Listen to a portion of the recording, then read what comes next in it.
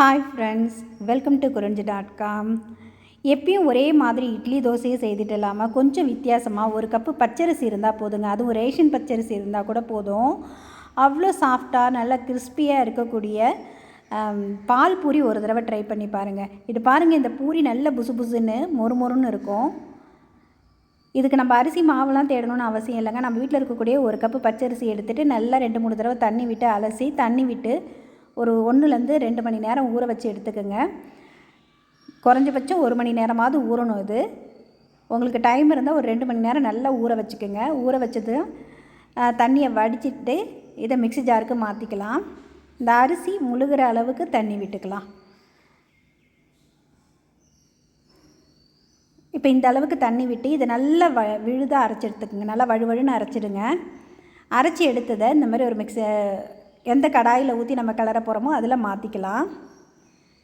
இப்போ அதே மிக்ஸி ஜாரில் கொஞ்சமாக தண்ணி விட்டு ஒரு 1/4 கப் அளவுக்கு தண்ணி. இது தண்ணி அளவு ஒன்றுமே இல்லைங்க. ஏன்னா இந்த மாவு நம்ம வேக வச்சு தான் எடுக்க போகிறோம். அதனால் நல்லா கெட்டிப்பட்டு வந்துடும். இந்த மாவுக்கு தேவையான அளவுக்கு 1/4 ஸ்பூன் உப்பும், நம்ம 1 கப்பு அரிசி எடுத்தோம் இல்லைங்களா, அதுக்கு 1/4 கப் அளவுக்கு ரவை சேர்த்துக்கலாம். இது வறுக்காத ரவை தாங்க சேர்த்துருக்கேன். ரவை சேர்த்து இதை நல்லா கலந்து விட்டுடுங்க. நல்லா கலந்து விட்டுட்டு அதுக்கப்புறம் நம்ம அடுப்பில் வச்சு கிளற ஆரம்பிச்சிடலாம்.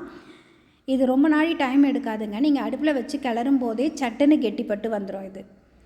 இது ரொம்ப ஹை ஃப்ளேமில் வைக்காதீங்க. கொஞ்சம் மீடியம் ஃப்ளேமில் வச்சு கலந்து விட்டுக்கிட்டே இருந்தீங்கன்னா ஒரு நிமிஷம் கூட ஆகாது. இந்த மாதிரி நல்லா கெட்டிப்பட்டு வந்துருச்சு பாருங்கள். இது இன்னும் கொஞ்சம் நல்லா அந்த உருண்டு வரட்டும். இதை கலந்து எடுக்கிறதுக்கு இந்த மாதிரி நான்ஸ்டிக் கடாய் அல்லது அடிக்கனமான கடாய் எடுத்துக்கிட்டிங்கன்னா உங்களுக்கு ரொம்பவே ஈஸியாக இருக்கும். இப்போ இந்த அளவுக்கு கலந்து கெட்டிப்பட்டாலே போதும். இப்போ இதை அடுப்பை ஆஃப் பண்ணிவிட்டு ஒரு மூடி போட்டு மூடிடுங்க. இது கை பொறுக்கிற சூடு வர வரைக்கும் கொஞ்சம் நாள், ஏன்னா இது கொஞ்சம் வெதுன்னு சூடு இருக்கும்போதே நம்ம நல்லா பிணைஞ்சு கொடுக்கும்போது தான் மாவு நல்லா சாஃப்டாக இருக்கும். இப்போ இந்த மாவு வச்சு நீங்கள் சப்பாத்தியும் செய்யலாம். அதாவது அரிசியில் செய்யக்கூடிய சப்பாத்தியும் செய்யலாம். இதில் நம்ம பூரியும் செய்ய போகிறோம். பூரி நம்ம ரவைலாம் சேர்த்து செய்கிறதுனால நல்ல கிறிஸ்பியாக இருக்குங்க. பால் பூரிக்கு நம்ம கோதுமை மாவு மைதா மாவில் செய்கிறத விட இந்த மாதிரி அரிசி மாவும் ரவையும் சேர்த்து செய்யும்போது நமக்கு அந்த பால் பூரி நல்லா கிறிஸ்பியாக இருக்கும். சாப்பிட்றதுக்கு டேஸ்ட் ரொம்பவே வித்தியாசமாக இருக்கும். கண்டிப்பாக இந்த ரெசிபியை ஒரு முறை ட்ரை பண்ணி பாருங்கள். இப்போ இது கொஞ்சம் அப்படியே வெதுன்னு சூடு இருக்கும்போதே கையில் கொஞ்சமாக தண்ணி தொட்டுட்டு இந்த மாதிரி நல்லா பிணைஞ்சு கொடுத்துக்குங்க. பிணைஞ்சதும் இந்த மாவு பார்த்திங்கன்னா அவ்வளோ ஒரு சாஃப்டாக இருக்கும். கையில் ஒட்டாமல் வந்துடுச்சு பாருங்கள். இந்த பதம் வர வரைக்கும் பிணைஞ்சிட்டு இப்போ இதை நம்ம ஒரு எலுமிச்சம்பழம் அளவுக்கு உருட்டி எடுத்துக்கலாம். இந்த பால் பூரிக்கு பார்த்திங்கன்னா நம்ம ரொம்ப மெலிசாக உருட்டக்கூடாதுங்க. ஓரளவுக்கு திக்காக திரட்டி எடுக்கணும். அதுக்காக இந்த அளவுக்கு மாவு நம்ம எடுத்துக்கலாம். இப்போ நீங்கள் இதே மாவை அப்போ சப்பாத்தியாக செய்துட்டு நல்ல ஒரு சிக்கன் கிரேவி மட்டன் கிரேவியோடு நீங்கள் சர்வ் பண்ணாலுமே சாப்பிட்றதுக்கு டேஸ்ட் அட்டகாசமாக இருக்குங்க. இப்போ நான் எனக்கு தேவையான அளவுக்கு உருட்டி எடுத்துட்டேன். இதை உடனே ஒரு மூடி போட்டு மூடிடுங்க. இல்லைனா அரிசி மாவுன்றதுனால மேலே காய்ச்சி போகிற மாதிரி ஆகும். இப்போ திரட்டி எடுக்கிறதுக்கு இந்த மாதிரி ஒரு ஷீட்டோ அல்லது கவுண்டர் டாப் மேலேயோ கொஞ்சமாக எண்ணெய் தடவிட்டு அதுக்கப்புறம் நம்ம திரட்டிக்கலாம். இந்த உருட்டி வச்சுருக்க உருண்டையை எடுத்து இந்த மாதிரி கையால் வச்சு ஒரு தடவை தட்டிட்டு அதுக்கப்புறம் நீங்கள் திரட்டுங்க. இந்த மாவு பார்த்திங்கன்னா நல்லா திரட்டுறதுக்கும் உங்களுக்கு ஈஸியாக இருக்கும் பாருங்கள். நார்மலாக நம்ம சப்பாத்தி மாவுக்கு மைதா கோதுமையில் பிணைஞ்சு திரட்டினா எப்படி இருக்குமோ அதே மாதிரி திரட்டுறதுக்கும் ரொம்ப ஈஸியாகவே வரும். இப்போ இது எல்லாமே ஒரே ஈவனாக இருந்தால் பார்க்க நல்லா இருக்குன்றதுனால இந்த மாதிரி ஒரு பவுல் எடுத்துருக்கேன். அதால் கட் பண்ணி எடுத்துக்கலாம். இப்போ நம்ம சுடக்கூடிய எல்லா பூரியுமே ஒரே ஈவனாக பார்க்குறதுக்கு ரொம்ப அழகாக இருக்கும். இப்போ இது மாதிரியே நம்ம மீதி இருக்கிற உருண்டைகளும் திரட்டிட்டு அந்த பவுல் வச்சு நம்ம கட் பண்ணி எடுத்துக்கலாம். பவுலோ அல்லது டிஃபன் பாக்ஸ் எது வேணால் வச்சு நீங்கள் ஷேப் கொடுத்து எடுத்துக்குங்க. இது உங்களுக்கு இந்த மாதிரி ரவுண்ட் ஷேப்பில் தான் இருக்கணும்னு இல்லைங்க. நீங்கள் ரவுண்ட் ஷேப்லேயோ அல்லது ஸ்கொயரு சர்க்கிள் எப்படி வேணுமோ நீங்கள் அந்த மாதிரி கட் பண்ணி எடுத்துக்குங்க. இப்போ நமக்கு தேவையான அளவுக்கு நான் கட் பண்ணி எடுத்துட்டேன். இப்போ இதை பொரிச்சு எடுக்கிறதுக்கு எண்ணெய் நல்லா சூடாக இருக்கணும். இப்போ இதில் போட்ட உடனே பாருங்கள் நல்ல புஸ்ஸுன்னு உப்பி வரும். இதில் ஒரு பூரி கூட உங்களுக்கு உப்பாமல் இருக்காது. நல்லா புசுன்னு உப்பி வந்துடும் பாருங்கள்.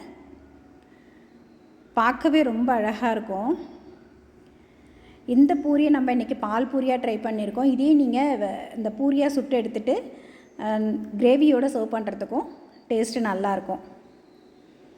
இப்போ 2 பக்கமும் நல்லா வந்து அந்த மேலே கிறிஸ்பியாக ஆனதுக்கப்புறம் எடுத்துருங்க. நம்ம எல்லா பூரியும் சுட்டு எடுக்கிற வரைக்கும் ஒரு பூரி கூட உங்களுக்கு அமுங்கவே அமுங்காது.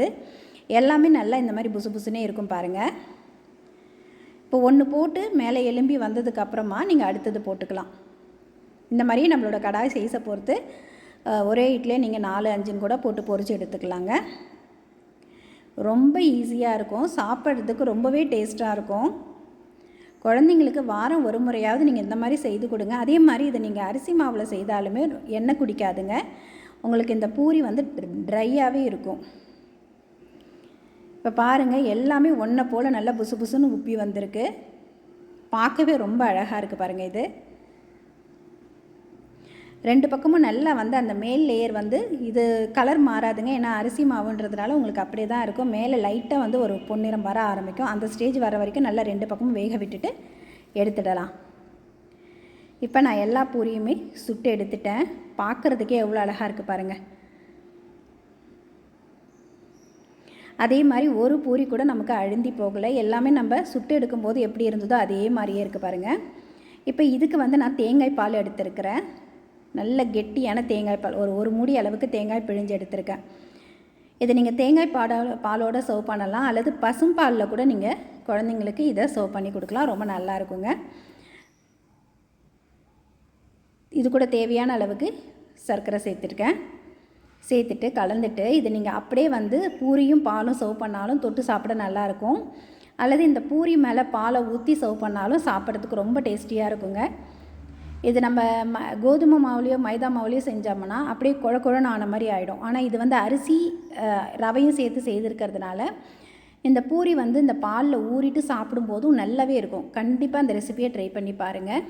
இந்த வீடியோ உங்களுக்கு பிடித்திருந்தால் லைக் பண்ணுங்கள், ஷேர் பண்ணுங்கள், சப்ஸ்கிரைப் பண்ணுங்கள். உங்கள் ஃப்ரெண்ட்ஸ் ரிலேட்டிவ்ஸோடு இந்த வீடியோவை ஷேர் பண்ணிக்கோங்க. நன்றி, வணக்கம்.